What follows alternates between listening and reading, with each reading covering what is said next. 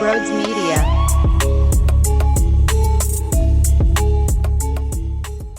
What's up, everybody? A quick couple of notes before we dive into this show. So normally, as soon as the clock hits 0, I go live on Bleacher Report for these Eagles games each week. I also join weekly around 4 o'clock on Wednesdays as well, if you want to check that out. But the reason I bring that up is normally I do that, and then when it's over, I'll come in my studio and I'll record my post-game show. Two completely different identities. Well, obviously, Sunday Night Football, it's super late, and I honestly thought that everything I said there, I would have just redid, and I feel I hit on everything I wanted to, how I wanted to. So I'm just going to use the first 20 minutes of this show being that. And then the back end of the show, I take your phone calls with anytime hotline calls. So in the first 20 minutes, I didn't see the actual report yet on Brandon Graham and the update about his torn situation. And then when we take your calls after that, we do know that knowledge. So for whatever it's worth, I want to make sure that you understand sort of the timeline on things. Wow, what a game. What a game. I have to tell you about my friends at Garage Beer as well. It's the best beer on planet Earth. Don't worry about an IPA taste. It is a perfect, and I mean perfect, light beer. When it touches your lips, you're a happy, happy man. It is 1,000% quality. 100% light beer. It's the best in the business. DrinkGarageBeer.com. The information is down below in the description. Love you guys all so much. Appreciate it. And enjoy the show. What is going on, everybody? Welcome on into Bleacher Report tonight. Yo, Saquon's pretty damn good, huh? You got to be kidding me. You got to be kidding me. We're talking 300. We're talking 300 plus.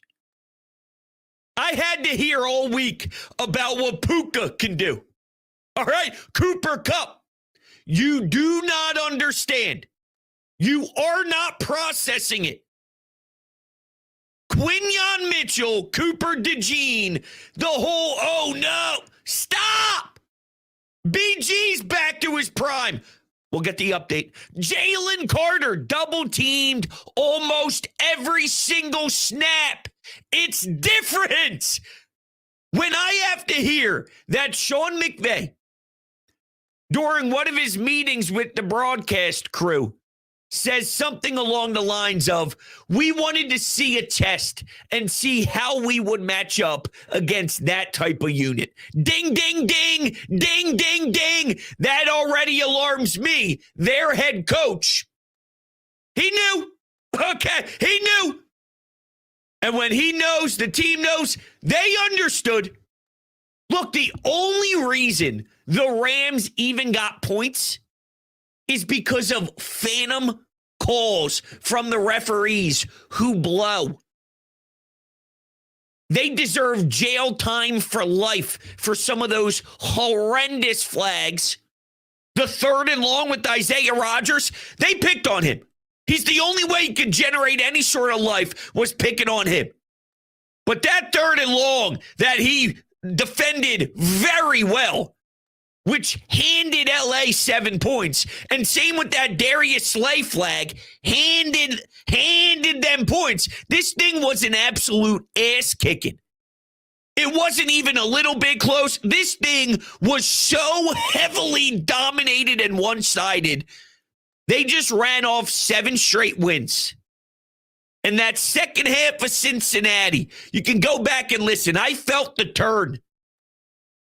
For the first time, there was something that reminded me of a team that we know is special. We've seen it in 22 and 17. You know when it hits you. It hit me. And Saquon has somehow even elevated it farther along, which is almost impossible to even fathom. Giants fans got to be sick. There's something different about watching him do it here. And if you're a Giants fan, you can tell yourself all you want that, it would have been better anywhere. The Giants are that much of a bad franchise, and you shouldn't have signed him if you were where the Giants were, and blah, blah, blah, blah, blah, blah, blah. You knew he would do better right? Following this O-line. This isn't just sticking it to you. He just had 300 yards. 300. He's not just performing well here. I got to listen to them explain when they spoke to him off the air about how he hasn't had fun like this playing the game in years. The Giants' ears have to be bleeding, and then their eyeballs, too, for watching Tommy Cutlets earlier this afternoon. But let's focus on what really matters here, and the Birds are so legit, it hurts. I texted my buddy who's a diehard Lions fan. I just put up the wide eye emoji. I said, dude, we're coming. We're coming. They put together back-to-back 70-yard drives, one with Saquon taking it to the house right off the rip in the second half. Look, I don't know what happened before half and them trying to get the clock down to 0 and giving the line, or not the Lions. Every time I see Stafford, I just think Lions. The Rams, the ball for a final shot. Why didn't you call a timeout after Nakobe Dean's ridiculous sack? Think about this defensive front. Think about the way this D-line is moving right now. It's nuts to even think that there was a time a little bit ago where our D-front couldn't even sniff a quarterback hurry. Now that everything's grooving, you kidding me? Milton Williams, Nakobe Dean, Jalen getting held, by the way, with all of his double teams, too. He's getting held majorly. I love this team. I love this team. They got carved up defensively for the first two drives, right? And that one drive resulted in an Isaiah Rodgers forced fumble of all people. But what a big moment. What a big spot when Darius Slay needed some rest at that particular time. He's up and down, up and down, up and down. But think about the way, and that concussion, by the way, that looked pretty rough in slow motion. So I hope he's doing okay. But Isaiah Rodgers, the defense, they started to get tagged a little bit in the first two drives. You got to relax.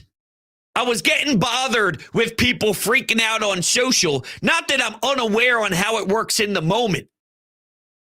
But you got to realize who this team is by now. It almost looks to me like what they try and do is they go into the game, not that they're unprepared. But part of their preparation is see and react. This is what they're doing. Now it's time to counter. And not only that, the wear and tear, and I sound like a broken record, but this is truly who they are. And they show it every week. And it's what we break down every week because they, to their credit, stick to their identity. They stick to their plan, and their plan plays out over 4 quarters. Ground and pound. Wear you down. O-line annihilates you. It is so draining. Did you see Landon Dickerson's block? Did you see him getting to the second level? You don't stand a chance. You just don't. Physically, way more intense than you will ever be, and that is draining. Oh, Verse, Defensive Player of the Year. Screw you with that Mailata replay, by the way. Forget you. That man, it doesn't work when Mailata is there. It doesn't work when Lane Johnson is there. It doesn't work. Defensive Player of the Year, Hall of Fame Lane Johnson. I'm just saying what was being discussed prior to the game. All this cuteness. I was listening to Dan Orlovsky, and he's breaking down all the movement. You can do all the movement in the world. Quinyon Mitchell, he stops Mike Evans. Mike Evans. He's one of the most consistent, dominant receivers in the history. All due respect to Sean McVay and to Cooper Kupp and to anybody else.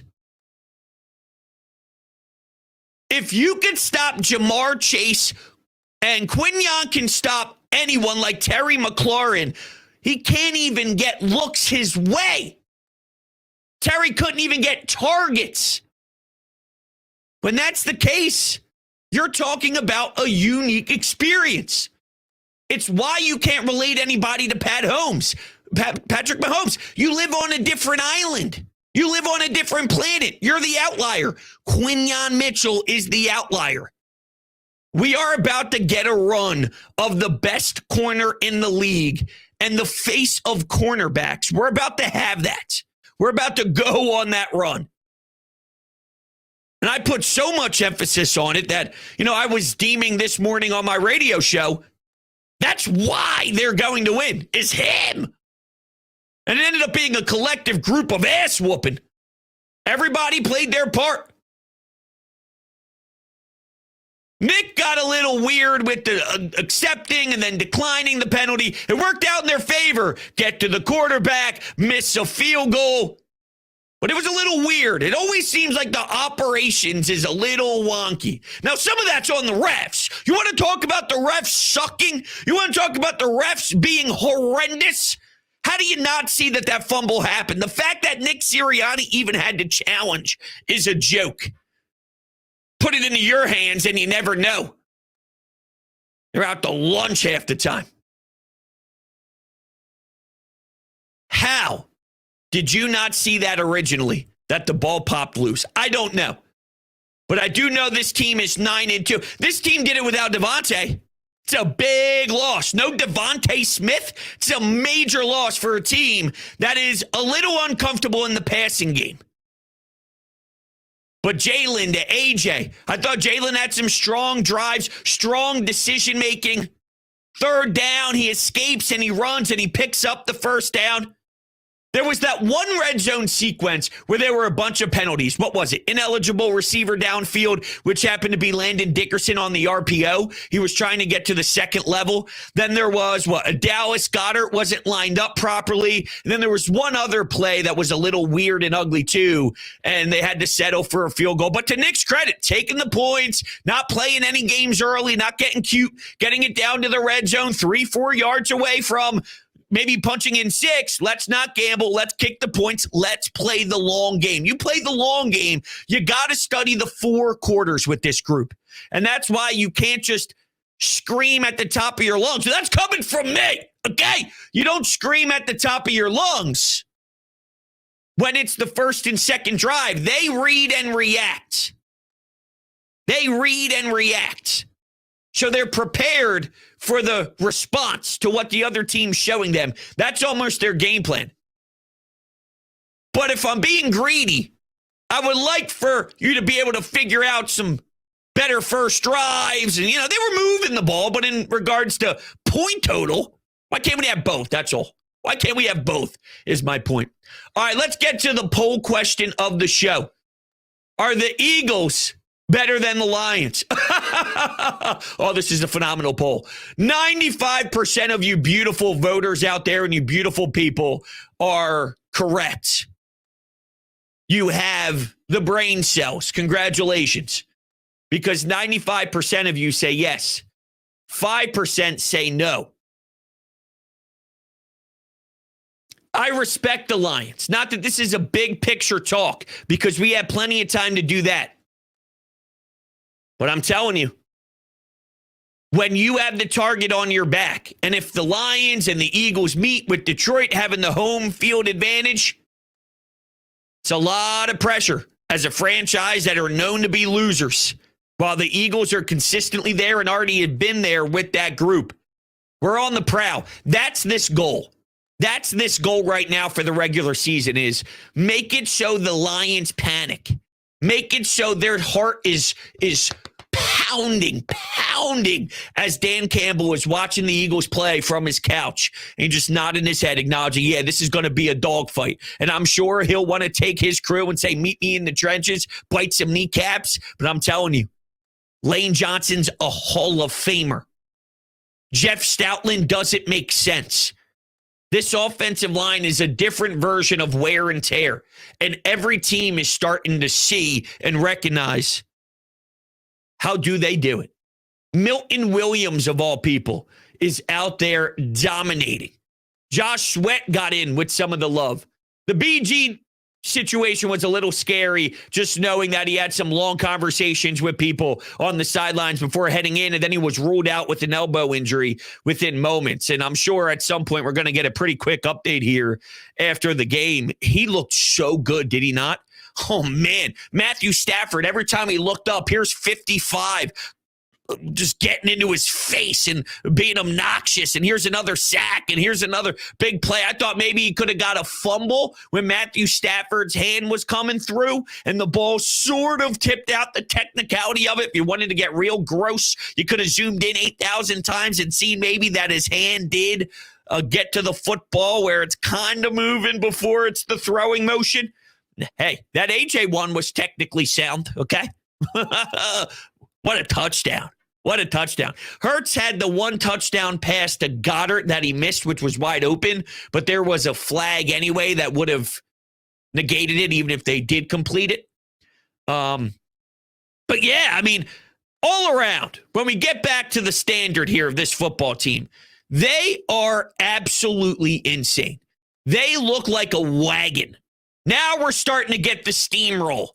We are now putting together those crazy steamroll wins that we were begging for throughout their ugly win journey. When is it going to look like this? When is it going to look like that? When are they going to truly find that next wave that we know you have to take to be what we want them to be? Now we're getting it. So if anybody's complaining now, you're a dope. If anybody's complaining now, you're a moron in this fan base. If you're starting to nitpick to the crazy level, it doesn't matter. They win. They do it in a way where it's not just last year's a win is a win, survive. This is different. There is true belief. They haven't lost since the bye.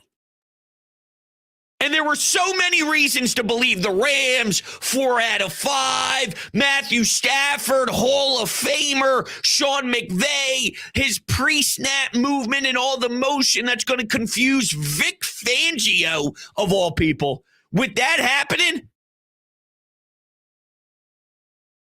Eagles kicked their ass.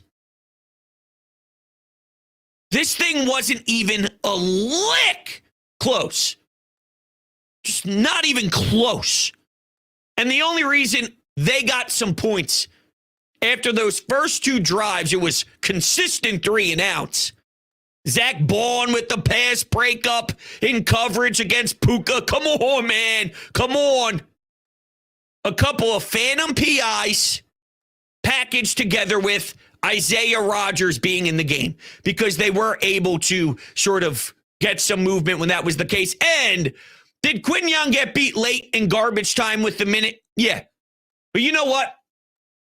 Every time Quinyon's in coverage to make a catch, they discuss how quickly the separation gap closes, and he's right there. That touchdown pass was a perfect rope. If you're going to be Quinyon, it needs to be that every throw. Every throw, it needs to be that dot, that on a rope to that high caliber of receiver. So when there was 1 or 2 plays, and the game was over essentially, but I know Quinyon Mitchell has such a competitive nature and such a competitive style of just fire in him that even in garbage time, he'd be going, damn, I wanted to keep Coop out of there. Something along those lines, So just to put it in perspective on how elite his ability is to shut down corners, it needs to be that perfect every single time. And that's asking for too much consistently, if you're the offense, that is. The way they got to the quarterback, eating people up. It was such a great team victory. The defense was so good. Your O-line and your run game was money. And Jalen made plays when needed. He's a timely quarterback guy. That's what he is. He makes timely plays. 3rd and mid, 3rd and 5. And, you're sort of sitting there where you got to escape the pocket by time. He finds space. He extends his arm as he runs out of bounds. Doesn't get hit, but if he does, he plows some guy who's on the broadcast team. How come every time I look, someone's getting rocked on the sidelines holding a fan? God bless, dude. Hurt the neck, I'm sure. Probably get some surgery and a deep tissue massage. Those are 2 totally different things. What was I talking about? Something with the Eagles. Getting to the quarterback. I don't know. I lost my train of thought. I'm just that excited about this team. They're the only thing that's going on in my mind nonstop. It just keeps going. It just keeps going. It just keeps. Here I am, closing my eyes, thinking of Saquon dancing in the secondary, waiting for a gap, waiting for Landon Dickerson to get to that second level and escapes to his left a little bit. Nice cut. Ew, cuts perfectly. Oh, man. This team is flat out disgusting. They're disgusting. Oh, I was talking about Jalen Hurts being timely. How about that? So here he is, timely, when needed, fourth quarter, 3rd and 5, and he runs out. That's what you got to do. That's what you got to do. Just be on the money. When you need to, when the moment's big. Find AJ when you need to, when the moment's big. Don't put the ball in harm's way. No turnovers. There's 2 ways to think of this when it comes to Jalen. Normally, I would subscribe to, I want to win because my quarterback is that amazing, right? Typically, that's how I want to do it. The way the Eagles are set up is you don't win because your quarterback wills you to victory. That sounds negative to some. I say you can win in a lot of different ways. The versatility. He's not incapable of doing it, but it's not what you rely on every single week. And when it gets that heavy and that much stress and that much emphasis on the quarterback having to will you every time, I don't know if that's sustainable. So the fact that you can survive and dominate and destroy teams this badly in ways other than your quarterback is actually a really beautiful thing. And shows you how well of a roster Howie Rowe's been put together. And not only that, when Bryce Huff isn't even available, this team looks at its all-time best. How many GMs can swing and miss so big on losing Hassan Reddick, who would sleepwalk into double-digit sacks, and spend all this money on a gamble of a guy who played a very limited role with the Jets, had an interesting year, you projected him to make a severe impact for you, and here we are. He's not even there for you physically. He's been irrelevant all year long. And all of your acquisitions in the offseason hit super hard. Quinyon, Coop, Saquon. Damn. I'd say the Dotson has been very underwhelming. So you miss on the Dotson thing. You outplay that. Although, hey, it takes one catch. Right? Who was that? Golden Tate? Just give me one catch. So I guess we'll wait for that. Because if he has a playoff tutty, although some of these screens, I don't know. I don't know what's going on. I would think that you can work with that skill set a little bit more, even with Devontae Smith, but especially without Devontae Smith, you would think there'd be way more of an opportunity. But anyway, look, I'm going to wrap things up here a little bit and simplify it on my way out. Ew. The birds are filthy. The birds are literally disgusting. And they got what it takes. Credit Nick, credit Jalen, credit Saquon. 300 plus. You kidding me? 300 plus. What a world. All right, let's go to the phone, shall we? Let's talk to you, beautiful people out there. What's up, bros? Just wrapping up the Eagles game here. And I'll tell you one thing, bros. That defensive line was causing some havoc today. I mean, Milton Williams had a couple sacks. Jalen Carter, he was causing pressure. And then I think the star of that D-line was Brandon Graham today. He looked like he was playing in his prime, 25 years old, didn't miss a beat. But offensively, Saquon is just a human highlight reel. Every time he touches the ball, he's, making juke moves, not going down on that first hit. But really good win today for the team. I'm excited to see next week when we play the Ravens, one of the top teams in the AFC. Excited to see how they do. Away game should be a good test, a good challenge. So, hopefully that defense plays the same they did today. And, I think we have a good chance of winning that. Thank you, bros. I appreciate it, man. Look, already on to the next one. You dominate and you kick their ass and you go, hey, I wonder what's going to happen next week against Baltimore. It just shows you where we're at, man. We're locked in. We're ready for the next one, and we're going to take the next punch. And, well, this Brandon Graham news is a huge punch. It really is.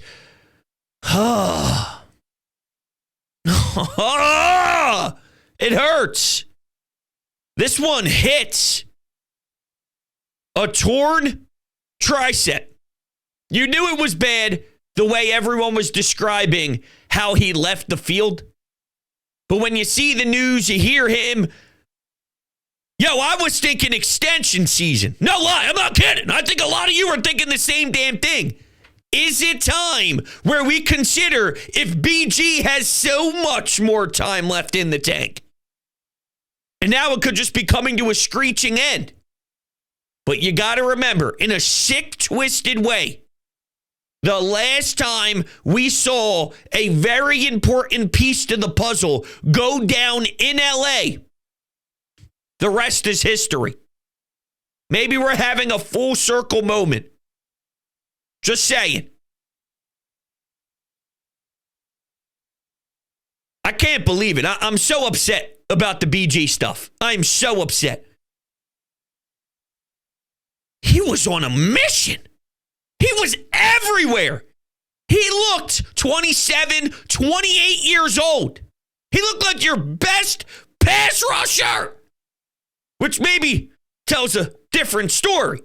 Maybe that says a little bit about some others, just in general. But dude was playing like his hair was on fire, and he was all over Matthew Stafford. Making impact play after impact play after impact play. And something that's been remarkable about this team, I'm about to tear up, is the personality of them. They've definitely created a vicious personality. And BG is the face of that. You don't think that veteran leadership in that room with that core and that group with all the youth isn't what helps makes this, engine run? But to BG's credit and to everybody else's credit in that room, I do feel very strongly that he led them so well and will continue to lead them just in a different role. But he leads, I swear to God, I'm tearing up. He led them so well to this point that handing them the keys, they got it. Quignon, they got it. They got it. You don't replace that. But you prepare them so well throughout your leadership that if the football gods happen to force you down a certain path that you don't want to ever see, they got it. It's what the leadership's for. It's like being a parent. You raise them until they're ready to go on their own, into the real world, start their own family. Hey, it's time.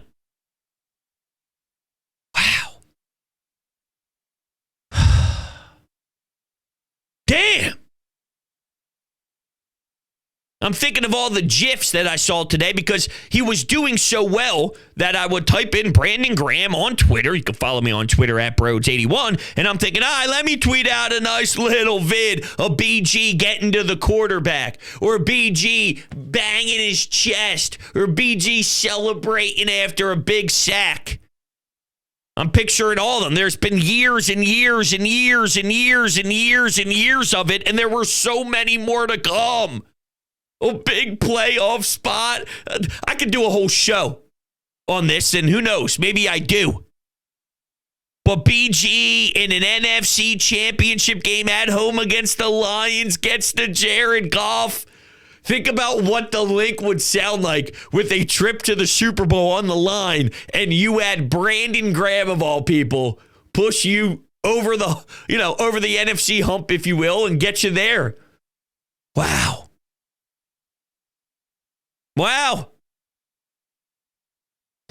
I'm going to need a moment.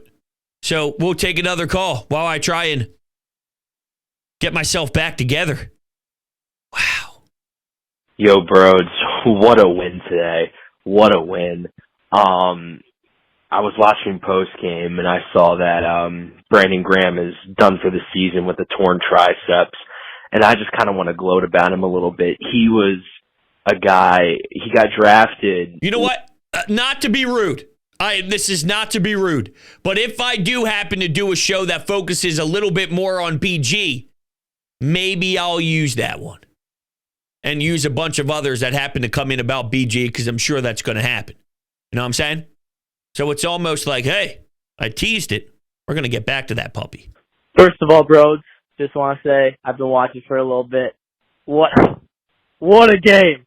What a game. Saquon, I will give him my entire money in my savings account. He is the Lord. Anyway, he's probably got more. Parlay hit. Everything is good. Thanksgiving is coming up. I'm about to feast.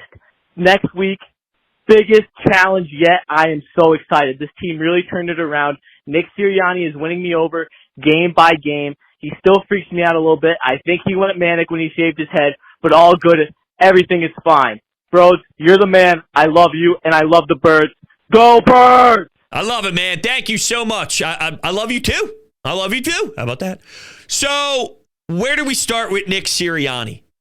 I have to admit, when he was shown on the sidelines angry about the challenge flag with the refs, not so much the replay when he was screaming at his own team for not getting it in quick enough to him. That's at least what it looked like from the TV view.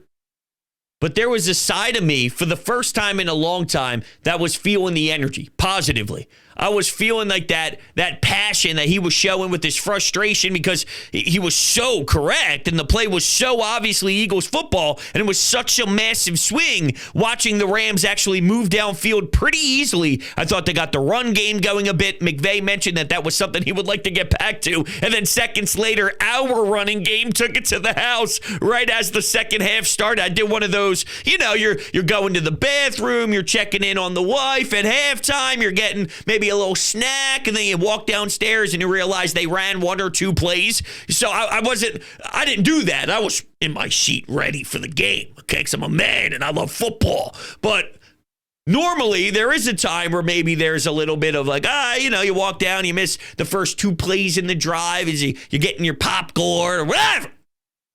So I was sitting there and I kind of still scrolling TikTok a little.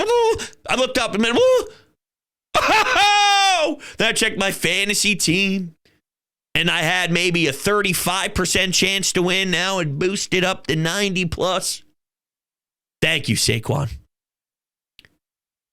That is one of the most amazing men I've ever seen in my life. What Saquon Barkley does on the football field is poetry. It legitimately gives me feelings that are sick. I'm obsessed with the way he runs the football.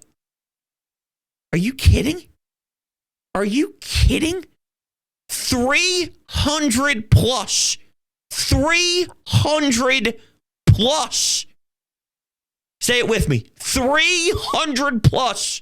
300 plus.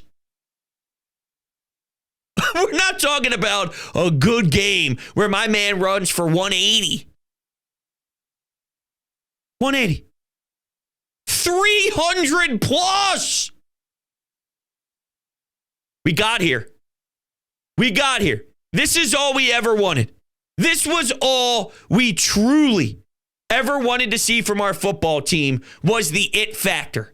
That's why we were hard critics. That's why we were rough judges.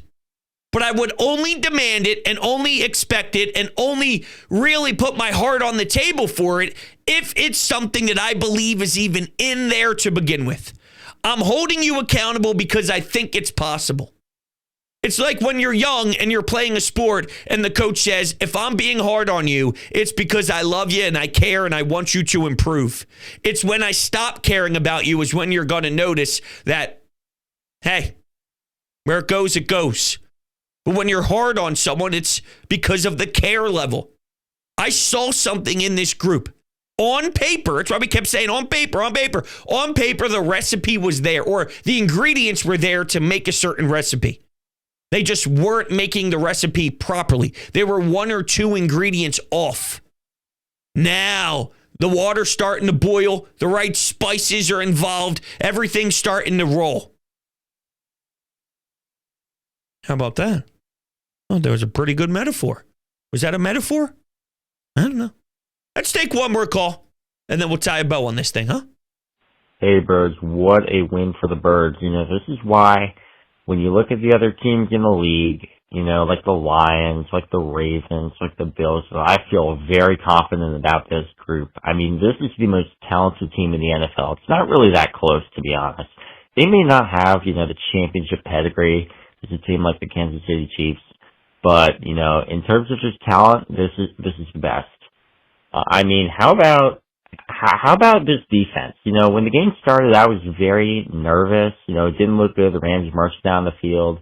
But, I just knew we have two great coordinators who make adjustments as the game goes on, and boy, does this team wear you down. Saquon Barkley, offensive line was amazing tonight. And don't even forget, we always got A.J. Brown, Dallas Goedert, Smitty when it's healthy. They wear you down. And how many times have we always been in situations where in the fourth quarter, it just seems like it's all Birds? Boy, what a win. Go Eagles. Appreciate it. You're right. When it's all said and done, what you see, it's like in UFC. Here's another little situation for comparison. You're in the UFC, right? And you're thinking about maybe if you are in a 50-50 battle, and it could go either way when you go to the scorecard, the judge card, and you want to make sure you leave a lasting impression in the back half of the third round, or if it's a title fight, the fifth round, the ending, you want to sort of leave on such a good note that maybe you can sway things. This may actually be a horrendous job. But I was going to say, the way the Eagles do it is, by the end, it's not a 50-50 battle anymore. They may start slow, and then by the end of it, they had good spots, bad spots, and it's a 50-50 game because by the fourth quarter, you take over and you sneak in there and this sucks. This sucks. Forget that. That was horrible. Thank you guys all so much. I appreciate it. Just a terrible job by me. Good thing I'm not the Eagles. All right? I'm the New York Giants. I suck at this. Appreciate you guys. Love you to death. I'll catch you all on the next one.